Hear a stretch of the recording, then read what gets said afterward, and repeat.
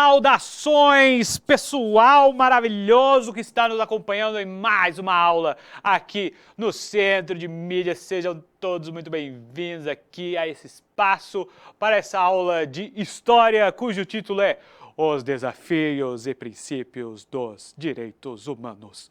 Viver e conviver no mundo que é de todos. E eu sou aqui o professor Anderson, estou acompanhado aqui pela Natália, seja muito bem-vinda para levar a nossa voz através das Libras, muito obrigado. Agora, a habilidade, vamos dar uma olhada? Se liga aqui, olha só, o que a gente vai falar hoje? Bom, o título da aula, vocês perceberam que é enorme.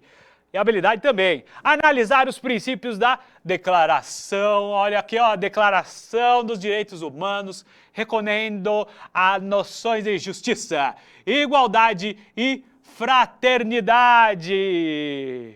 Quase que é o lema da Revolução Francesa. Identificando os progressos e entraves da concretização desses direitos nas diferentes sociedades contemporâneas e promovendo ações concretas diante da desigualdade e das violações desses direitos, em diferentes espaços de vivência, respeitando a identidade de cada grupo e de cada indivíduo. Nosso objeto de conhecimento é justamente a Declaração Universal dos Direitos Humanos, seus princípios e sua trajetória histórica. E estamos aqui também com a competência 6. Participar do debate público de forma crítica, respeitando as diferentes posições, até porque se a gente vai falar de direitos humanos e não tiver respeito, vai ter alguma coisa muito errada. Fazendo escolhas alinhadas ao exercício da cidadania e ao projeto de vida individual, com liberdade, autonomia, consciência crítica e responsabilidade. Pois bem, a gente vai falar de direitos humanos. O que são direitos humanos? Vamos dar uma olhada. Olha só.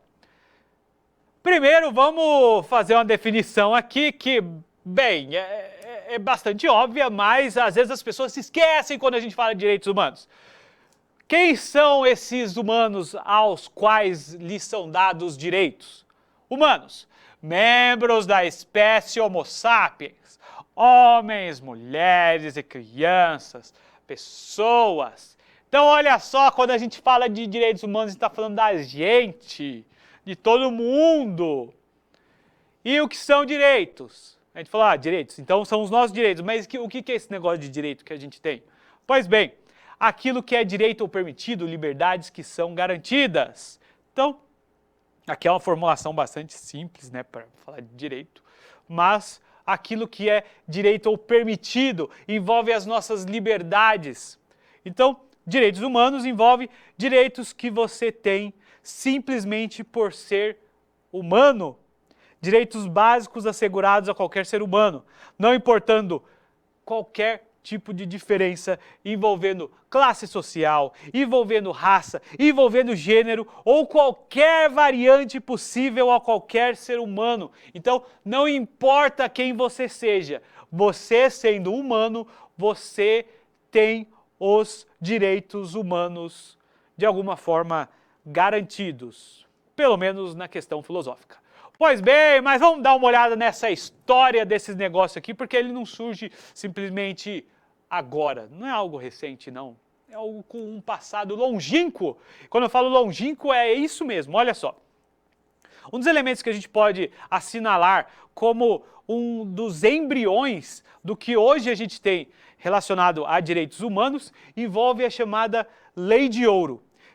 E ela é uma lei que ela se repete em diferentes categorias de sociedades e sempre a mesma ideia.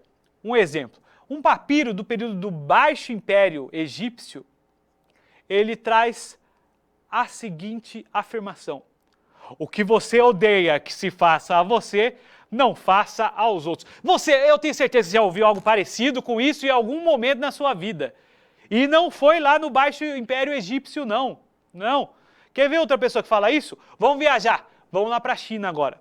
Confúcio diz: aquilo que não desejas para ti, também não faça às outras pessoas. Eita! É muito parecido com o que foi dito lá no Egito. Mas vamos de novo aqui, ó. O Rabi Hillel lá no comecinho, no finalzinho da virada de era, nós temos: não faça aos outros o que não queres que te façam. E depois, já dentro de nossa era, nós temos um ensinamento também de Jesus Cristo: tudo o que vocês quiserem que as pessoas façam a vocês, façam-no também a elas. Então essa é a lei de ouro, porque é uma espécie de ensinamento que se repete em diversas sociedades, em diversas épocas, cuja ideia é basicamente a mesma. A ideia de faça aos outros aquilo que você quer que faça a você. Isso é bastante interessante porque a gente tem essa sabedoria com a gente desde muito tempo. Infelizmente a gente não consegue colocar sempre em prática, porque senão o mundo seria um pouco melhor se a gente tivesse feito isso desde a época lá do Baixo Império Egípcio. Mas a gente está tentando. Vamos para outro elemento aqui que tem um caráter embrionário dos direitos humanos, que é o rolo do Ciro. Vamos dar uma olhada aqui, ó. Ciro o Grande. Isso, o Grande da Pérsia. E ele diz a questão da libertação do trabalho forçado dos babilônios, que eram submetidos ao rei Nabonidos. O que ele fez com esses babilônios? Ele repatriou esses povos que foram deslocados e restaurou antigos templos destruídos na região, que não necessariamente eram da mesma religião dele. O seu cilindro é considerado como a primeira declaração de direitos humanos. Embora o Museu Britânico diz que é a instituição que está em posse do documento, ele é da Pérsia, mas está lá no Museu Britânico. Fazer o quê, né? Considere essa interpretação um pouco anacrônica e equivocada, mas nós temos aqui uma promulgação de alguns direitos, isso ainda na antiguidade. A gente está falando de antes dos romanos, a gente está falando de antes do grande império grego, a gente está falando lá da Pérsia. Então, a gente tem essas necessidades, essas ideias bastante embrionárias em nossa sociedade há muito tempo. Não precisamos viajar muito para encontrar algum tipo de resquício do que hoje a gente considera algo como direitos humanos. Pois bem, nós temos alguns outros elementos aqui que envolvem direitos envolvendo as pessoas. Não necessariamente a todas as pessoas, mas que algo que depois será estendido a todo tipo de ser humano. Vamos lá.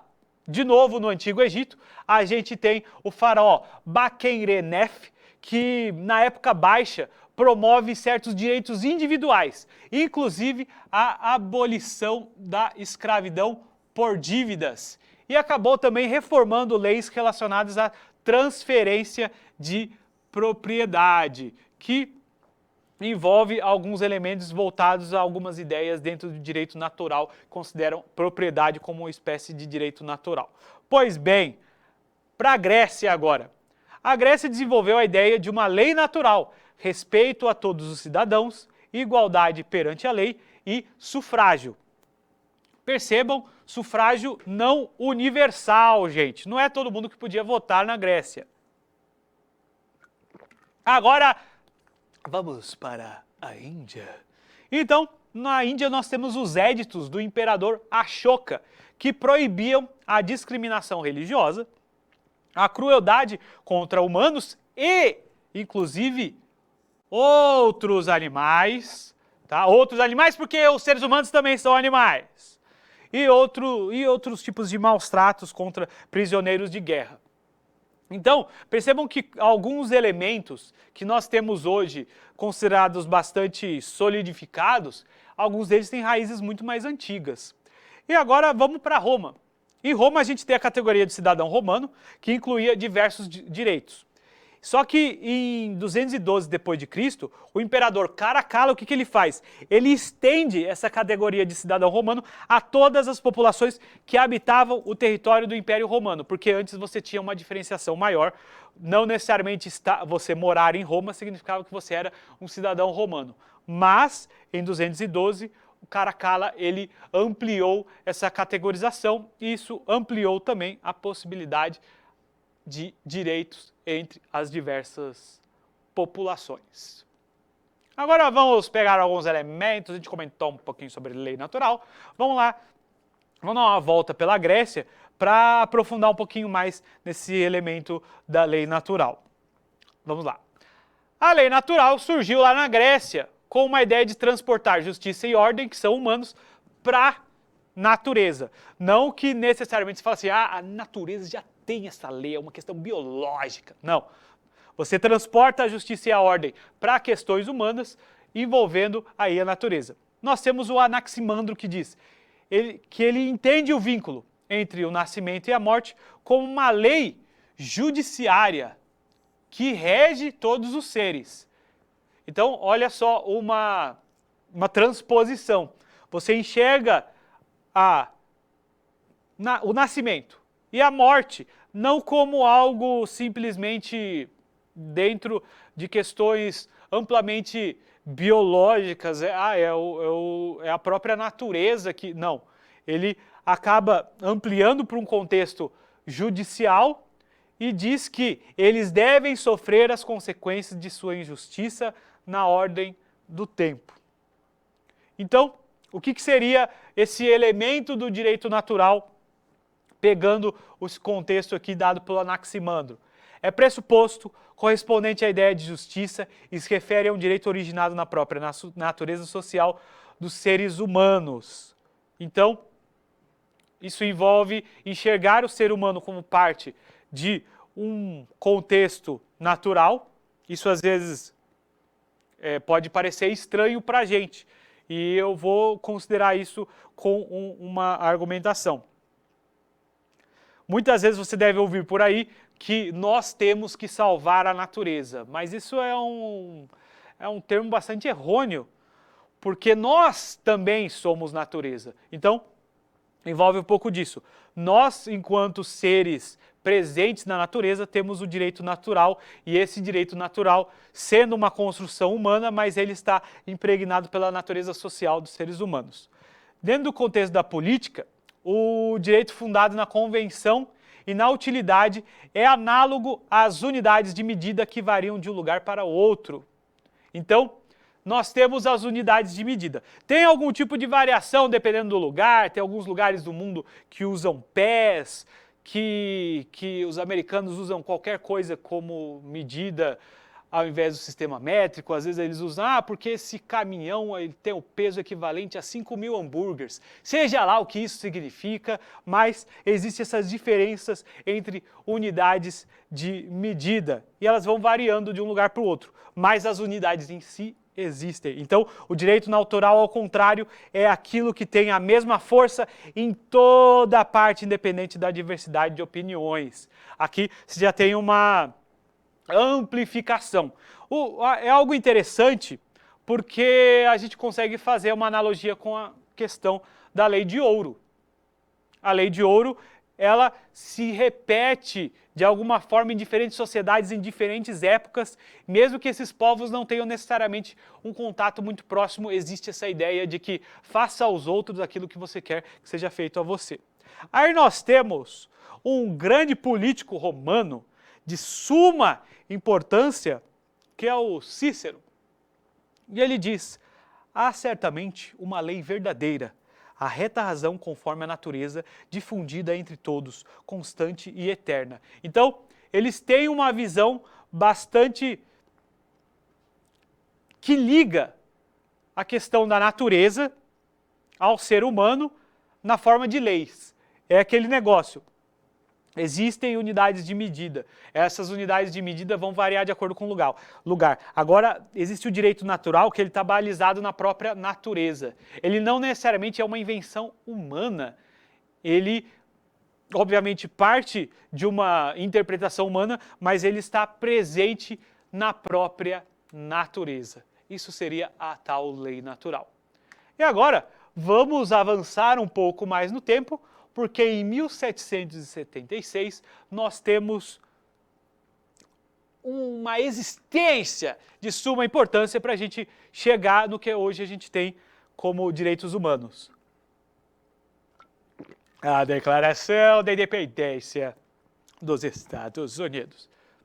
A gente sabe que durante determinado tempo de sua existência, os Estados Unidos foi um país que era colônia dos ingleses. Mas nós tivemos uma guerra de independência vencida pelos Estados Unidos, isso culminou na Declaração de Independência. Esse contexto de ser colônia, depois de ter que lutar uma guerra para conquistar a independência, influenciou de forma gigante todo o contexto e a forma com que foi escrita a Declaração de Independência dos Estados Unidos. Consideramos que essas verdades são sagradas e inegáveis, autoevidentes, que todos os homens são criados iguais e independentes e que dessa criação igual derivam direitos inerentes e inalienáveis, entre os quais estão a preservação da vida, a liberdade e a busca da felicidade. Se você observar essa data aqui, você vai ver que ela está próxima da Revolução Francesa. Pois é. Então, a gente tem uma interligação aí entre esses dois eventos. Olha só. Em 1789, acontece a Assembleia Nacional Constituinte, envolvendo os direitos do homem e do cidadão.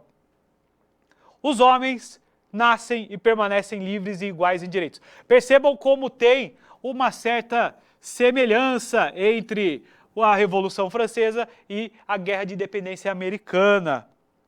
Só que, olha só, essas declarações não mencionam qualquer tipo de autoridade e abrindo posições para o talento e o mérito e eliminando implicitamente, não de forma totalmente explícita, todo o privilégio baseado no nascimento que advém do contexto da aristocracia. Pois é. Só que, ao mesmo tempo que ela tem um caráter bastante abrangente, elas têm algumas limitações. As crianças, os insanos, os prisioneiros ou os estrangeiros eram incapazes ou indignos de plena participação no processo político. Excluíam pessoas sem propriedade, excluíam pessoas escravizadas, pessoas negras livres e, em alguns casos, minorias religiosas e sempre, por toda parte, as mulheres. Então, por exemplo, Tocqueville fez uma viagem lá nos Estados Unidos, considerou a terra da liberdade. Parece que ele não viu nenhuma pessoa negra escravizada, ele deve ter, sei lá, esconderam dele. Então, existe essa questão, essa liberdade pero no mucho, não vai tanto além. Mas, em 1945, o que acontece? Um evento extraordinário para a humanidade.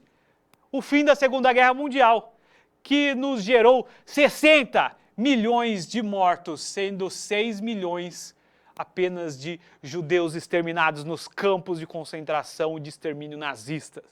Então, para marcar essa situação catastrófica, nós temos uma ideia que envolve a criação da Organização das Nações Unidas. Eles perceberam que a situação foi tão caótica, nós, enquanto seres humanos, estávamos totalmente desestabilizados e aí criamos a ONU. Uma ideia de reafirmar a fé nos direitos humanos fundamentais, na dignidade e no valor da pessoa humana. Nisso desempenhou um papel importante a Eleanor Roosevelt, que é a esposa do Franklin Delano Roosevelt, que foi o presidente americano que participou da maior parte da Segunda Guerra Mundial. Infelizmente ele faleceu e depois foi sucedido pelo Truman. Então olha só, desempenhou um papel central conseguir que uma declaração fosse rascunhada e depois guiá-la pelo complexo processo de aprovação. Em 1948 temos a Declaração Universal dos Direitos Humanos, com 30 artigos. Ela não tem o caráter deliberativo, ou seja, você não é obrigado a seguir, mas então é uma declaração e não um tratado, não obrigando todos os estados a respeitarem. Então, a gente conhece o significado dos direitos humanos porque nos afligimos quando são violados. E é interessante que a gente conheça esses direitos desde muito tempo e até hoje eles são desrespeitados. Então fica uma reflexão a vocês aí, como podemos aplicar os direitos humanos dentro da sua perspectiva mais abrangente. Pessoal, ficamos por aqui, está encerrando, vamos dar continuidade à nossa conversa sobre direitos humanos na próxima aula. Muito obrigado, a gente se vê na próxima aula.